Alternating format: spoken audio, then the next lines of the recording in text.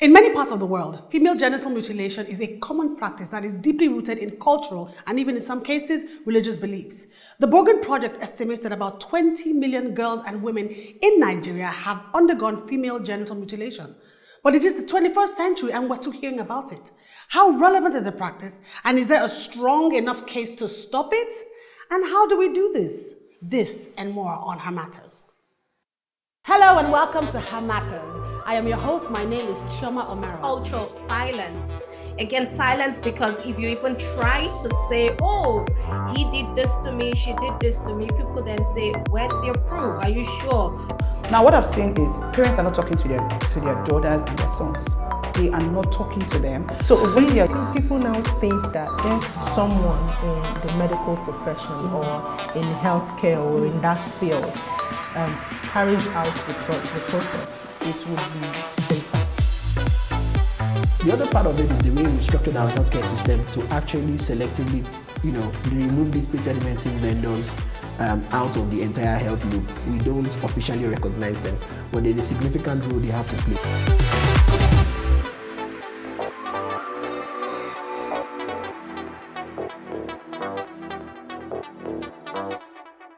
Hello and welcome to Her Matters. I am your host. My name is Chioma Omero. Her Matters is a talk show series that focuses on pressing issues affecting women across the world, shedding light on some of the most delicate subjects surrounding the health and welfare of women.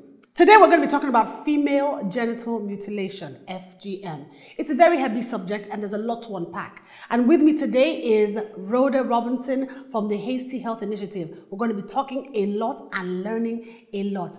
Hello, Rhoda Robinson of Hasty Health Initiative. Thank you so much for being on Her Matters. I'm so glad we finally could get you to come on this show. Thank you so much. Thank you so much for having me. So this episode, I wanted us to address the issue of female genital mutilation because it's a tough one to talk about. I remember as a little girl hearing about it, and then I'm like, in this my big age where we are now, we're still hearing about it because it's still happening. So first of all, let's start with what you do at Hasty Health. What is Hasty Health Initiative about, and what do you guys do? Okay, thank you so much, and thanks so much for having me on the show. You're welcome. I love the show. Okay, so first and foremost, Hasty is a non-profit. Okay. We are an organization that works on different development issues, primarily to ensure that the underserved population, especially women and girls, are able to live to their full potential and live healthy and productive lives. So basically, we work on development issues relating to health, empowerment, rights, environment. So basically, the sustainable development goals and ensuring that local communities and individuals who are usually left behind are able to benefit from the outcomes of development. Is your organization, do you guys get to partner with other non-governmental organizations, or do you guys work independently, or are there with collaborations between you and other bodies, could be governments, other organizations, or anybody else? Yes, definitely. You really cannot achieve impacts by working alone. Like, no man is an island, no organization can change the world by itself. So we work with a variety of stakeholders, from governments and government ministries, departments, agencies, to other non-profits, other social enterprises, private organizations, institutions, communities, everyone that has a similar goal of ensuring that we achieve development. So we work with all stakeholders at every level. Okay. On this subject of female genital mutilation, FGM, as we like to make it an acronym, can you tell us, because we know what, and I think because the world has sort of like confused female genital mutilation with circumcising either a male or female. Now, when it comes to men or boys, we know what that process is. It is removing the foreskin of the penis in case of a boy, baby boy. Now, when it comes to women, what is exactly female happens? Genital mutilation? And please explain how it differs from circumcision with regard to just because I don't think a lot of us know what happens when a girl is quote unquote circumcised. Yeah. So I'm going to give like the definition, and then I'll try and describe it. Okay. So we have that picture with us. Right. Okay. So basically, female genital mutilation is any procedure done to females' genitalia, private parts, for non-medical reasons. Okay. So it's any cutting, shaving, pricking, nipping, anything whatsoever that is done to that part for non-medical reasons. So that's what female genital mutilation is. Okay. And there are different types depending on the severity. Now, we know a bit of biology, basically, and we have an idea what makes up the female genitalia on the outside. Right. So we have the clitoris, and then we have the labia minora, that's the smaller lip on the inside, and then we have the labia majora, which is the bigger lip on the outside. Okay. So for a type of female genital mutilation, they cut off the clitoris, that's that little knob that the wee comes out of. So they cut off the clitoris. For another type, the cut off the clitoris and the labia minora. Yeah. And then for another type, they cut off the clitoris, the minora, and the majora. So they just give a clean shave, and then they sew everything closed. Yeah. Okay. Yeah. No, because we're both sitting here like we're both women, and we're like, yeah. So imagine nothing there. Yeah, there is literally nothing there. Just smooth skin and a hole to pee out of. And then sometimes, I can't say you're lucky, but sometimes it's not as severe as that. Sometimes they just cut off the clitoris and that deadens the area as well. So there are different types and different effects, negative effects that it has for a girl. Sometimes it leads to severe bleeding, infection, shock, keloids, swelling of the genitalia, reproductive tract infection, and things that are either short or long term. So you might be able to deal with it at that point, but the effects might live with you throughout, or you might face that problem for the rest of your life. Wow.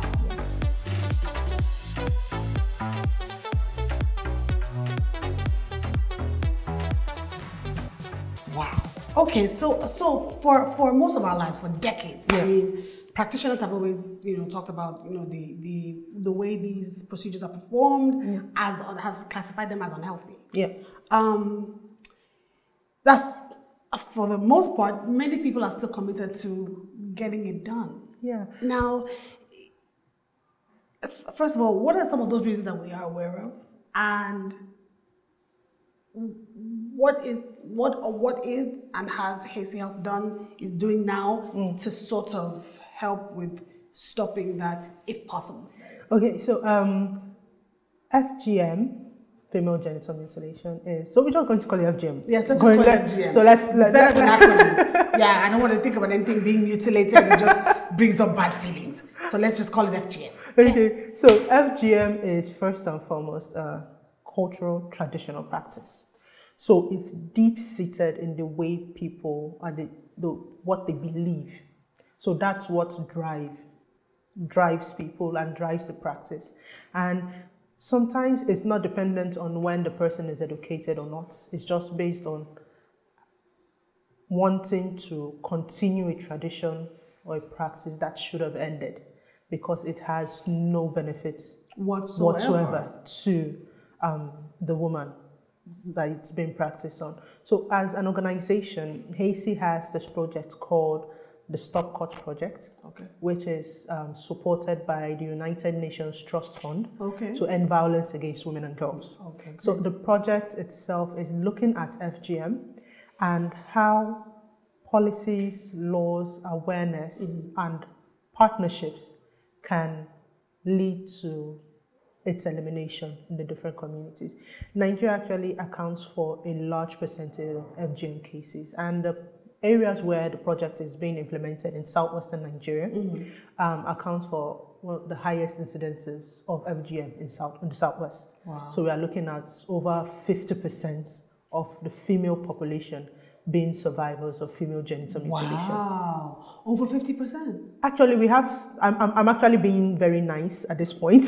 So we actually have states that have up to 70% of the population. That's the prevalence rate. 70% of women and girls being survivors of FGM. And you will think that being woke, basically, like this is a woke generation. We're a little bit more aware. Exactly. We know what good is, we know what bad is. We are able to at least choose for ourselves. Make proper judgments. We still have a large, over 50% of new cases of FGM being practiced.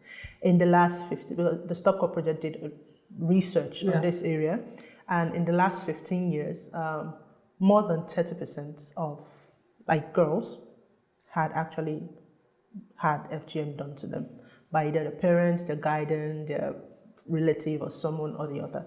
And it is still an ongoing practice, which we need to change, because when you look at the reasons behind the continued practice, it's not really justifiable. You'll hear things like, if you don't cut a girl, she might grow up becoming wayward. There is no correlation. Yeah, I had that same thought when I heard it. And then if you do not cut a girl, she might have problems giving birth, staying in a home. She might not be desirable. She might not give birth to a male child. When she Wait. So somebody thought to themselves. Yes, that was the reason. That's a good reason to cut a girl, is she would not be able to have a male child. Yeah. Not her health, not her life, not her well-being. No. So you see, those aspects are irrelevant in the grand scheme of things. For someone's mind. Yes, someone's mind. So, but we also understand that this is what has been passed down from generation to generation. So they believe that if you do not practice it, that girl would not stay happily in her husband's home.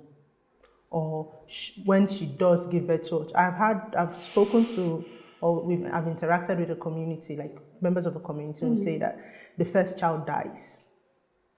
No facts whatsoever related to that, but that if there's a high tendency of the first child being dead, if the head of the baby touches the clitoris on coming out, that child would die. So these are beliefs that keep propagating the continued practice. And the thing about FGM is that it's home-based. It's not something that it's out there. That's why it has existed and continued for so long into this 21st century, into the technology age, into the woke age, and it's still being practiced because it is passed from family to family. It's a family practice. Just like if in your family you wear the practice for you to wear a blue veil if you're getting married, and so it's a tradition that they just over keep generation on passing over it. time. And there's always someone that is a custodian of these cultures and all these practices. Exactly. There's always one.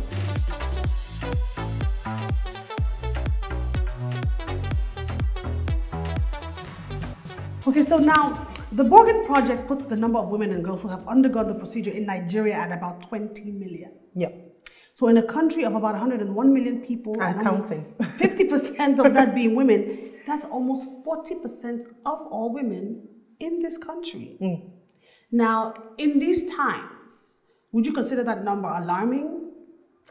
Okay, so let me tell you what is alarming. That number is not a true representation of the severity of the problem. Okay. So it's the number that you can actually count, not the number that actually exists. Which is why when you said 20%, 20 million girls, women and girls, I said, and counting. Because it is projected or assumed that every year, 2 to 3 million girls are still at risk of being cut. Wow. So this keeps on going and happening. So as long as that practice exists in that community or in those communities or that culture, every girl born is at risk. So 20 million, 25, yes. And then some people look at it that those numbers, people have this way of looking at numbers that is like it's not real. So it's easier to put it as, so basically when you look at it as 40% of population, it seems like just a digit. That it's not really tangible. Yes, when you say 20 million women and girls, it's not really tangible. You can't really connect to it. But when you say statistics like 1 in 7 women that you meet has probably gone through female genital mutilation, one form or the other, that brings it closer to home. So you can actually see it as a visible problem. See it that as is people, next see to it you. as, See it as as the people, a person that's not a gone through number, something. because these are women and girls that have to live through this. Now, in communities where FGM is practiced, more than 80% of the time, it's done when a child is below 6 months. Yeah, so there's no input from that. It's not nothing. Sort, nothing. Nothing at all. And then you now have a higher, about 17 to 30% being done when they are below 15. So you can have girls, like I've spoken to survivors, that they clearly remember every cut, every blood that they shed, every scream that they heard and that they made themselves while being cut. So they remember it clearly, and it's stuck in their subconscious. That's trauma. So they live with this every day. And then you now look at what this actually does to that girl. We've had cases where women do not enjoy sexual activity with their partners. They do not enjoy it. It's a chore for them. They just want it because they feel nothing at that point. And then that puts a strain on the relationship. You've had instances where, because of the unchecked healing that had happened, because when these things happen in communities, there's no anesthesia, Right. there is no anti-disinfectant that they tell Somebody's you. holding you down. Exactly. What we've Because seen. nobody would willingly do this. Nobody would willingly Submit see themselves, this and then submit themselves and Yeah. say, yes, I want to do it, when they know it is not needed. So that is the key. Because we've had situations where people have been taught as they grow up that this is a rite of passage, that you have to pass through this.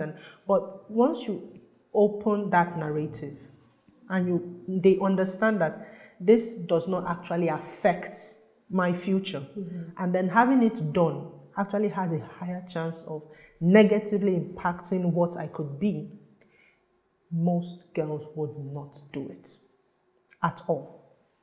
So it's not something that you willingly choose based on you having the right kind of knowledge. They don't do that. So then these girls have to live with that choice. We have people who have, because of family culture and all that, they've taken their daughters for circumcision. And these are supposedly exposed Yes, people. So there had been an incident when the family had brought their daughter back to the village to have a cut. It happens all the time. You would think that it's once people know about it, or that it would get better, but people do not just really understand what is at stake. In the survey that we had carried out, a lot of people, like more than 70%, know about FGM. Yeah. But what they know is the problem. Less than 20% actually knew about the negative consequences of FGM. They had no idea. Most of them just said, after the initial bleeding, everything would end. Because they are not the ones feeling it. So that's what they're told. After the initial bleeding, everything will be fine. It'll be fine. Never remember that happening. Right. Because what does a 6 months old remember? A baby would never remember that happened. But that child would grow up. And then girls do not talk about those things. We don't talk about our private parts. So she would not know that something had been cut. Because while she was growing up, her mother most likely did not tell her anything about it. Wow. Wow. So there are different scenarios, different ages.